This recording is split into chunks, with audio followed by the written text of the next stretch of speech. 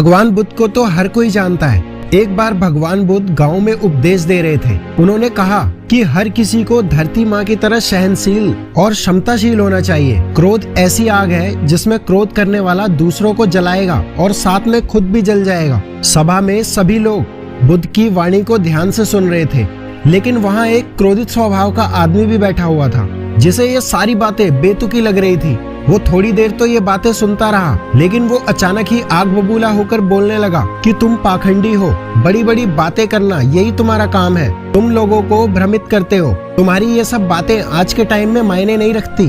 ऐसे वचन सुनकर भी भगवान बुद्ध शांत रहे। ना तो वो उसकी बातें सुनकर दुखी हुए और ना ही कोई प्रतिक्रिया की।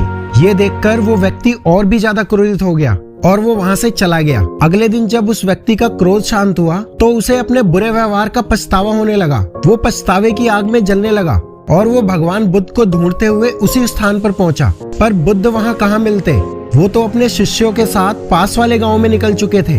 व्यक्ति ने बुद्ध के बारे में लोगों से पूछा और ढूंढते ढूंढते जहाँ प्रवचन दे रहे थे वहाँ पर पहुँच गया। उन्हें देखते ही वो उनके चरणों में गिर पड़ा और बोला कि मुझे क्षमा कीजिए प्रभु। बुद्ध ने पूछा, कौन हो भाई? अरे क्या हुआ, क्यों क्षमा मांग रहे हो? उसने कहा, क्या आप मुझे भूल गए?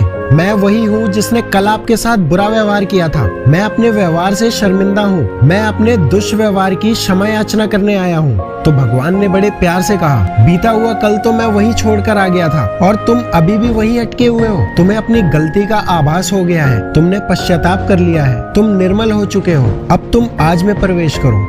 बुरी बातें और बुरी घटनाएं याद करते रहने से वर्तमान और भविष्य दोनों बिगड़ जाते हैं। बीते हुए कल के कारण आज को मत बिगाड़ो। अब उस व्यक्ति का सारा बोझ उतर गया था। उसने भगवान बुद्ध के चरणों में पड़कर क्रोध त्यागने का और क्षमाशीलता का संकल्प लिया। बुद्ध ने उसके मस्तिष्क पर आशीष का हाथ रखा और उस दिन से उसमें परिवर्तन आ गया और उसके जीवन में सत्य, प्रेम और करुणा की भावना बहने लगी। तो दोस्तों, कई बार हम पास्ट में की गई गलती को बार बार सोचकर उससे दुखी होते रहते हैं और खुद को कोसते रहते हैं। हमें ऐसा कभी नहीं करना चाहिए। अगर आपसे कोई गलती हो भी जाए तो उसे दोबारा मत दोहराइए और एक नई ऊर्जा के साथ आप वर्तमान में आगे बढ़िए।